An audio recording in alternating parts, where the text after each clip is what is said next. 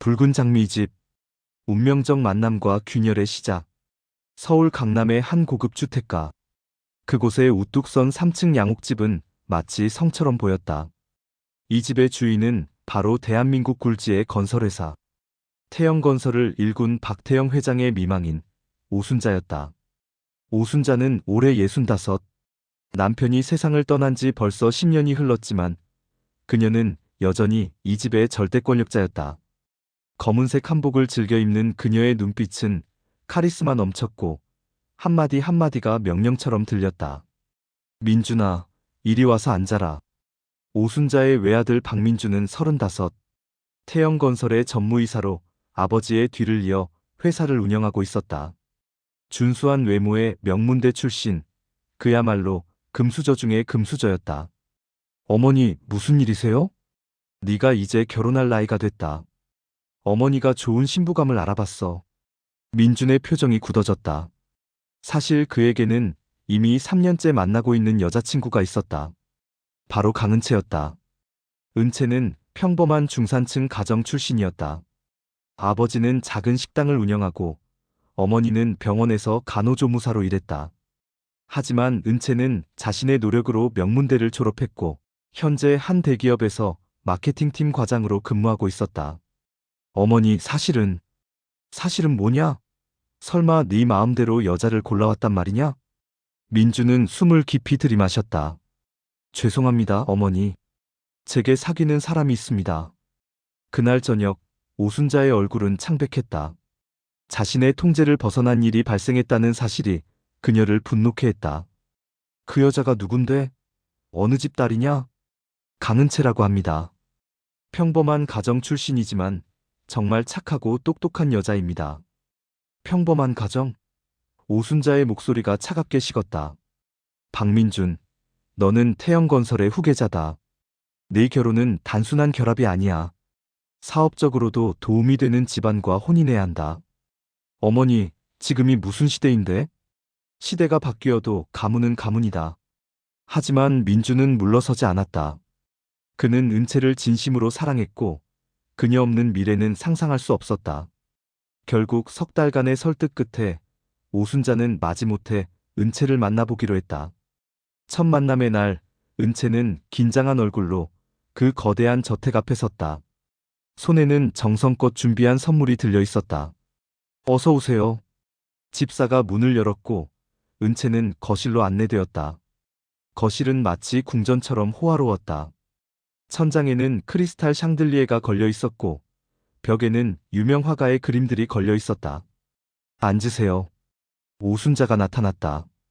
그녀의 눈빛은 은채를 머리부터 발끝까지 훑었다. 마치 물건을 감정하는 듯한 차가운 시선이었다. 어머님, 처음 뵙겠습니다. 강은채입니다. 은채는 공손하게 인사했다. 하지만 오순자는 고개도 끄덕이지 않았다. 부모님은 뭐 하시나요? 아버지는 작은 식당을 하시고 어머니는 병원에서 일하십니다. 학벌은요? 대학교 경영학과를 졸업했습니다. 오순자의 입꼬리가 비웃듯 올라갔다. 그래서 우리 민준이를 만났군요. 신데렐라 스토리를 꿈꾸는 건가요? 은채의 얼굴이 창백해졌다. 하지만 그녀는 참았다. 민준을 사랑했고 그의 어머니를 존중하고 싶었다. 아닙니다, 어머님. 저는 민준 오빠를 진심으로 사랑합니다. 사랑? 오순자가 비웃었다. 사랑으로 밥 먹고 삽니까? 결혼은 현실이에요. 당신 같은 집안 딸이 우리 집에 시집와서 뭘 할 수 있죠? 그날의 만남은 최악이었다. 하지만 민주는 포기하지 않았다. 그는 어머니를 설득하기 위해 매일 같이 무릎을 꿇었다. 그리고 마침내 1년 후 오순자가 조건부로 결혼을 허락했다. 조건은 단 하나. 은채가 결혼 후 1년 안에 아들을 낳는 것. 대를 이을 손자를 낳으면 며느리로 인정하겠어요. 은채는 그 조건이 얼마나 가혹한지 알았다.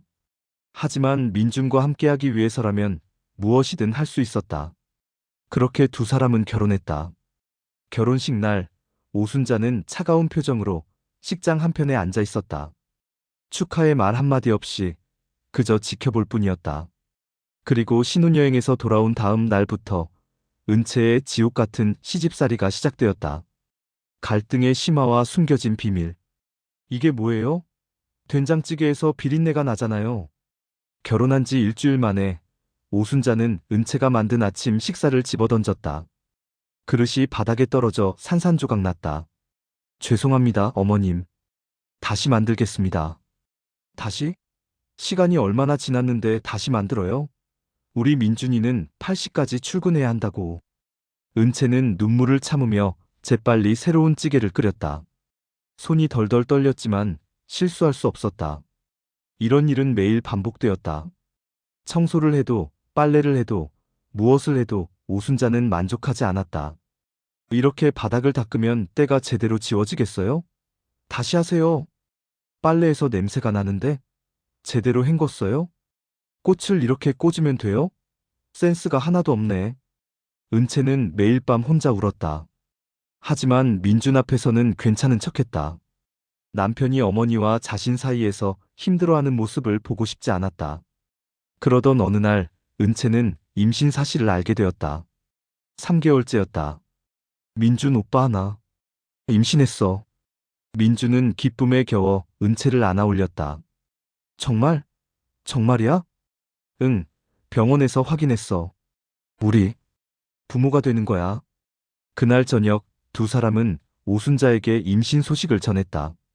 처음으로 오순자의 얼굴에 미소가 번졌다. 그래, 잘했어. 아들이겠지? 아직 모릅니다, 어머님. 아들이어야 해. 우리 집안은 대대로 장손이 가문을 이어왔어. 은채는 불안했다. 만약 딸이라면 어떻게 될까? 하지만 그런 생각은 입 밖에 낼 수 없었다. 임신 중에도 오순자의 구박은 계속되었다. 아니, 오히려 더 심해졌다. 임신했다고 게으름 피우면 안 돼요. 우리 때는 애 베고 반일도 다 했어. 입덧이 심해도 참아야죠. 약한 모습 보이면 태교에 안 좋아요. 은채는 입덧으로 고생하면서도 집안일을 계속했다. 어느 날은 어지러워서 계단에서 발을 헛디딜 뻔했다. 조심해요. 뱃속 아이가 다치면 어쩌려고. 오순자가 소리쳤다. 하지만 은채를 걱정하는 말은 한마디도 없었다. 오직 뱃속의 아이만 중요할 뿐이었다. 그리고 6개월이 지났을 때 성별 검사 결과가 나왔다. 딸. 이래요. 은채가 조심스럽게 말했다. 순간 오순자의 얼굴이 일그러졌다. 딸? 딸이라고? 어머님, 요즘 세상에 아들, 딸이 어디 있습니까? 건강하게만 태어나면. 닥쳐요. 당신 같은 여자가 무슨 아들을 낳겠어요. 역시 믿었던 내가 바보였지. 오순자는 그날부터 은채를 더욱 냉대했다. 식사 자리에도 부르지 않았고 말도 걸지 않았다. 은채는 혼자 방에서 울었다. 뱃속의 아기에게 미안했다. 미안해, 아가야. 엄마가 내 성별 때문에 이렇게 힘들어하는 게 아니야. 넌 그 자체로 소중한 거야. 엄마의 축복이야. 하지만 세상은 은채에게 더 가혹한 시련을 준비하고 있었다. 어느 날 은채는 우연히 오순자의 방 앞을 지나가다가 전화통화 소리를 들었다. 그래, 며느리 뒷조사 결과 어떻게 됐어? 은채는 숨을 죽였다. 뒷조사라니? 뭐? 아버지가 빚이 있다고? 얼마? 은채의 얼굴이 창백해졌다. 아버지의 빚? 그녀는 전혀 몰랐던 사실이었다. 2억? 식당 운영하다가 빚을 졌다고? 하하, 역시 그런 집안이었구만. 우리 민준이를 노린 게 분명해. 은채는 비틀거리며 자리를 떠났다. 머릿속이 하얗게 변했다. 그날 밤, 은채는 친정에 전화했다. 아빠, 빚이 있어요? 전화 너머로 아버지의 한숨소리가 들렸다. 은채야, 미안하다. 아빠가 식당 확장하려다가 실패해서 너한테 걱정 끼치기 싫어서 말 안 했어. 얼마예요? 2억.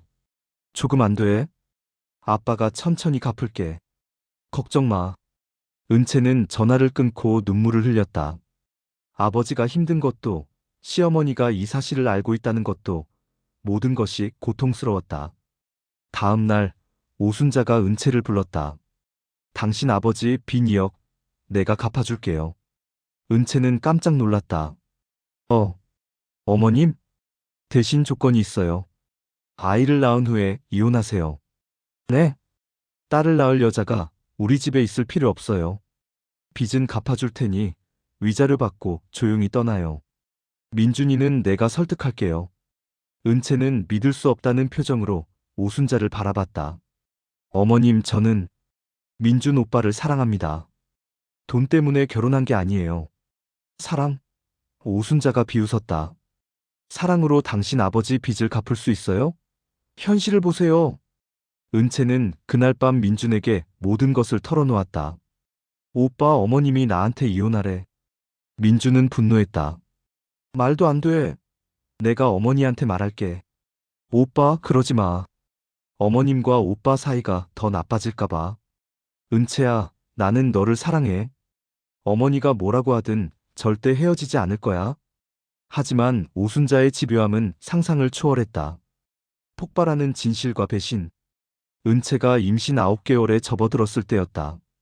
민준이 출장을 간 어느 날 밤, 은채는 심한 복통을 느꼈다.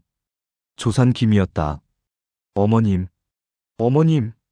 은채는 비틀거리며 오순자의 방문을 두드렸다. 하지만 대답이 없었다. 어머님, 제발. 아파요. 병원에 가야 해요. 여전히 대답이 없었다. 은채는 혼자 힘으로 계단을 내려가려 했다. 그런데 그때 발이 헛디뎠다. 아! 은채는 계단에서 굴러떨어졌다. 배를 부여잡고 신음했지만 아무도 나타나지 않았다.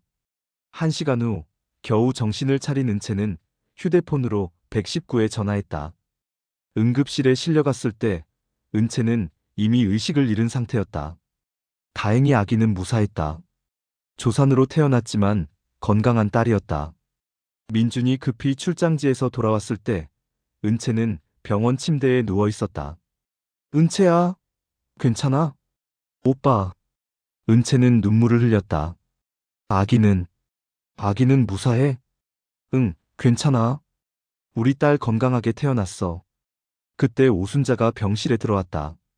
겉으로는 걱정하는 척이었지만 눈빛은 차가웠다. 민준아, 며느리가 조심성이 없어서 계단에서 떨어졌다더구나. 임산부가 어떻게 그럴 수가 있니? 은채는 오순자를 바라봤다.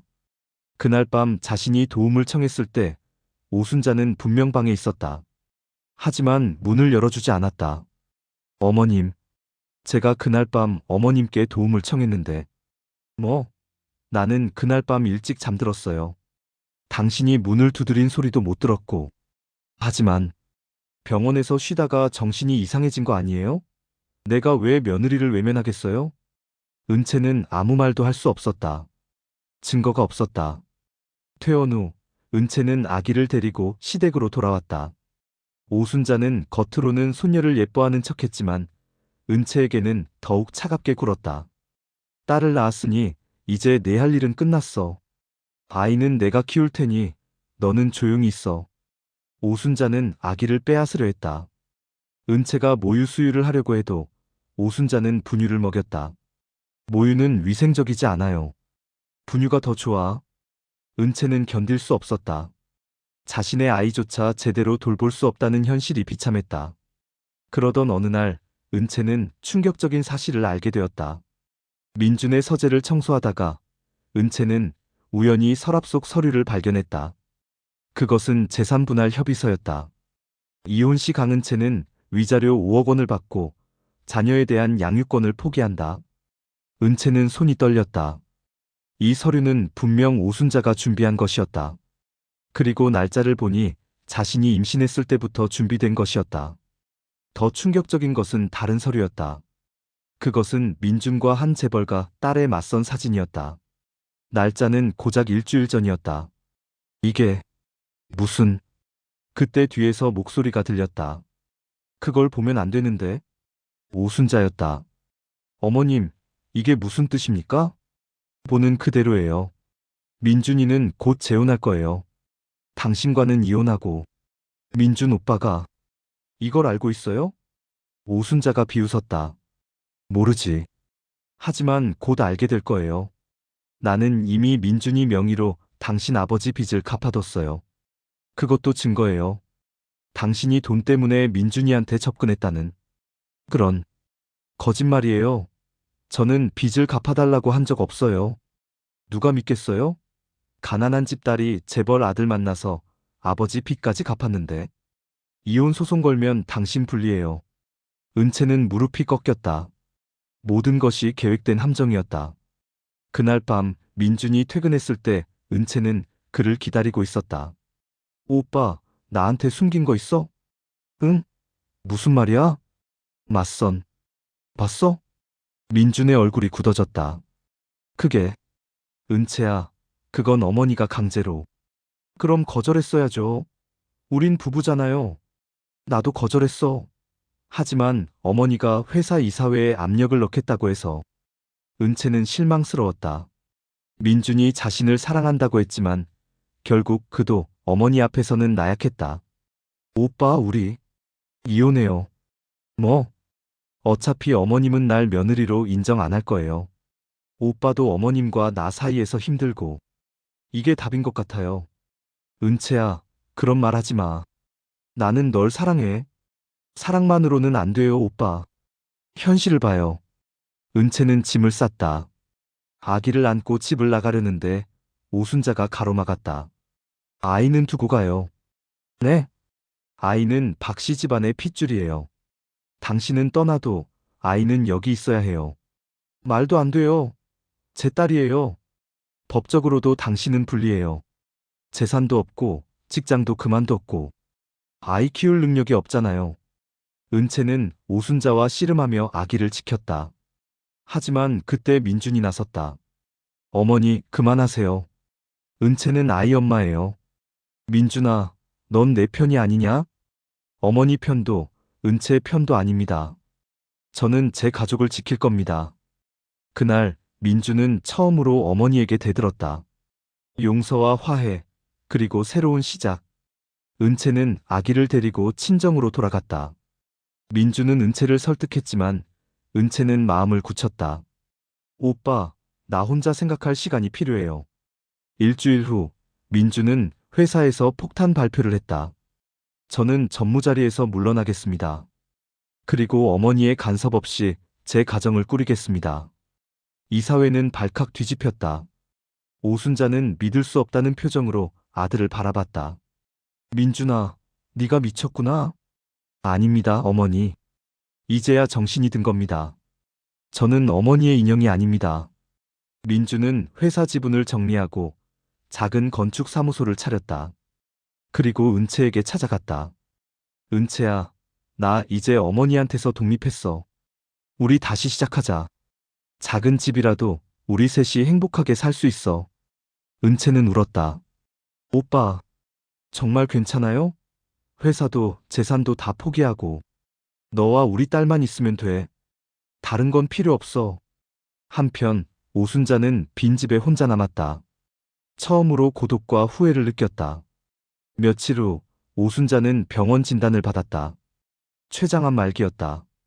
남은 시간이 많지 않았다. 오순자는 민준에게 연락했다. 민준아, 엄마 좀 보러 와라. 민준이 찾아갔을 때 오순자는 많이 쇠약해져 있었다.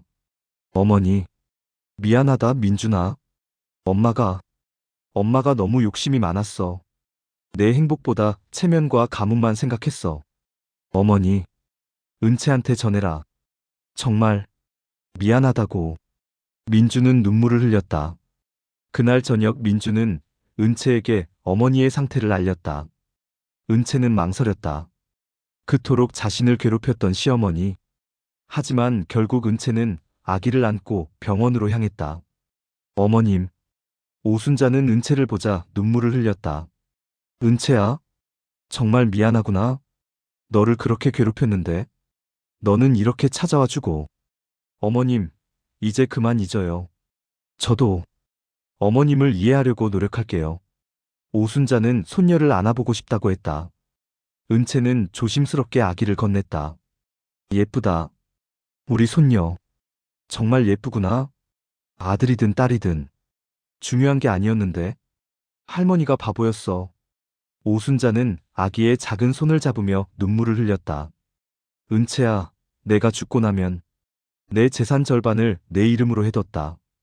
그건 네가 받아야 할 몫이야. 그리고 이 아이를 잘 부탁한다. 어머님, 늦었지만 널 진짜 며느리로 인정한다.